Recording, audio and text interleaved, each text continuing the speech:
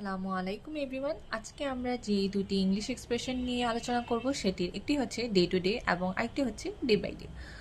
তো আজকের এই টপিকটা নিয়ে আলোচনা করার মূল উদ্দেশ্য হচ্ছে দুটোদের মধ্যেই ডে আছে, কিন্তু আমরা কনফিউজ হয়ে যাই কখন কোনটা ইউজ করতে হবে। অবশ্যই দুইটার মধ্যে আহ, একটি পার্থক্য আছে, যেটা আমরা বেশিরভাগ মানুষই বুঝি না।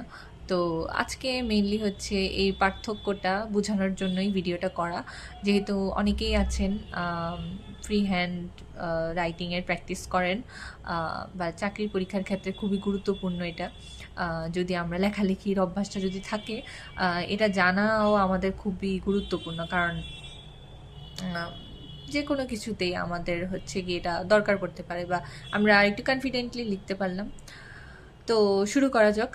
পার্ট ওয়ানে যেটা আছে সেটা হচ্ছে ডে টু ডে, অর্থাৎ আমরা প্রতিদিনের সাধারণ কাজ বা নিয়মিত রুটিনের অংশ হিসেবে ডে টু ডে ইউজ করতে পারি, যে সকল কাজগুলো হচ্ছে নিয়মিত করা হয়। অর্থাৎ এক্সাম্পল হিসেবে আমি এখানে 3টি এক্সাম্পল লিখে রেখেছি। ফার্স্টটি হচ্ছে my day to day routine is very busy, অর্থাৎ আমার প্রতিদিনের রুটিন খুবই ব্যস্ত। তো এখানে একটি প্রতিদিনের ব্যাপার, রুটিনের একটা ব্যাপার স্যাপার চলে এসছে।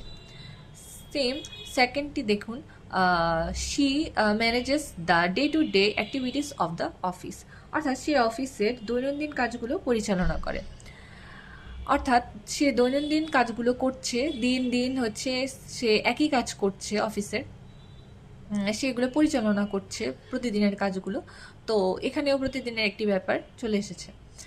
আবারও যদি 3 নম্বরটা দেখে আমি, I enjoy my day to day life, অর্থাৎ আমি আমার দৈনন্দিন জীবন উপভোগ করি। তো সকল ক্ষেত্রে আমাদের প্রতিদিন রুটিনের একটি অংশ তুলে উঠেছে।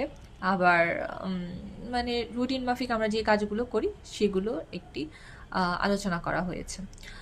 সেম পার্ট টুতে যদি আমরা যাই তাহলে আমরা দেখতে পারবো ডে বাই ডে, অর্থাৎ এখানে একটি পরিবর্তনের কথা আছে। এর আগেরটিতে যেমন পরিবর্তনের কথা লেখা নেই, অর্থাৎ রুটিনের মতো কাজ বা দৈনন্দিন কাজগুলো নিয়ে আমরা বেশি ফোকাস করেছি। এখানে মেইন ফোকাসের ব্যাপার হচ্ছে পরিবর্তন, মানে দিন দিন এই কাজগুলো করতেছি কিন্তু আমার একটা পরিবর্তন লক্ষণীয়। তো হচ্ছে এক্সাম্পল হিসেবে যেগুলো আছে সেগুলো আই গেস আমি যদি এক্সপ্লেন করি তাহলে এগুলো আরও আপনাদের কাছে ক্লিয়ার হয়ে যাবে। যেমন এক্সাম্পল হিসেবে আছে, my English is improving day by day, অর্থাৎ আমার ইংরেজি দিনকে দিন আরও উন্নত হচ্ছে। The weather is getting hotter day by day, অর্থাৎ আবহাওয়া দিন দিন গরম হয়ে উঠছে। She is becoming more confident day by day, অর্থাৎ সে আরও বেশি আত্মবিশ্বাসী হয়ে উঠছে দিন দিন। তো এখানে আমার ইংলিশ, অর্থাৎ আমি আগে ইংরেজিতে অনেক কাঁচা ছিলাম, এখন আমার ইংরেজি খুব ভালো হয়ে উঠতেছে। প্রতিদিন আমি হচ্ছে প্র্যাকটিস করতেছি এবং আমাদের যেই ইংলিশ স্কিল আছে সেটাও হচ্ছে বাড়তেছে। Same weather is getting hotter day by day, অর্থাৎ আবহাওয়া আগে এত গরম ছিল না, বাট এখন দিন দিন আরও গরম হয়ে উঠছে।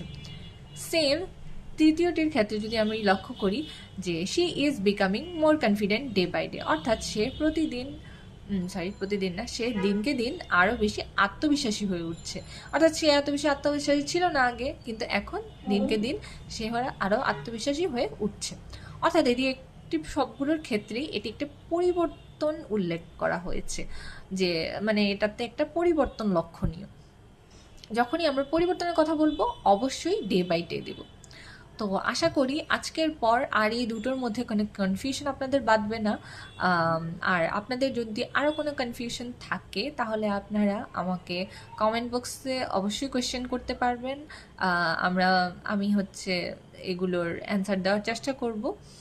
আর ভিডিওটি যদি ভালো লাগে তাহলে একটু লাইক, কমেন্ট আর শেয়ার করে দিবেন বন্ধুদেরকে, যারা দেখা যাচ্ছে ইংলিশ প্র্যাকটিস করেন বা ফ্রি হ্যান্ড রাইটিং নিয়ে হচ্ছে গিয়ে একটু প্র্যাকটিস করেন, বা নর্মালি ইংলিশ যারা প্র্যাকটিস করেন তাদের জন্যও জানা দরকার। তো এটা যদি আপনাদের বন্ধুদেরকে শেয়ার করেন আশা করি তাদেরও কনফিউশনটা কেটে যাবে। আর লেখা হচ্ছে পরের ভিডিওতে। Thank you.